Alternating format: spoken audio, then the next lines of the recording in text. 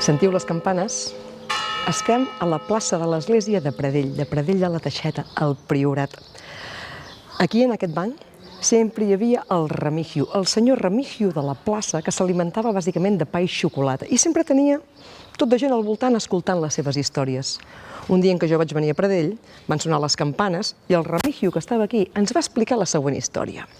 Hi havia una rabosa i un llop. Es van conxorxar perquè el dia 22 de juny, Santa Magdalena, festa major de Pradell, totes les mestresses estarien cuinant a l'hora a casa i amb aquelles menges tan suculentes van pensar que si feien sonar les campanes a toc de foc, tothom aniria a veure què passava i mentrestant la rabosa podria anar agafant tot el menjar mentre el llop s'estava dalt al campanar, fent que la gent es distragués una mica i marxessin de les seves llars.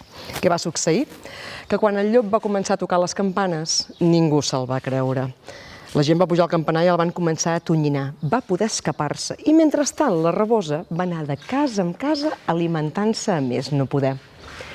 Quan es van trobar les dues bèsties al bosc, el llop fet un desastre. La rabosa amb la panxa ben plena, però amb el cap tot ple d'all i oli. El llop li va dir, però què t'ha passat a tu? Oh, nen, és que a mi m'han tret el cervell de cap de tants cops com m'han donat, va dir la rabosa.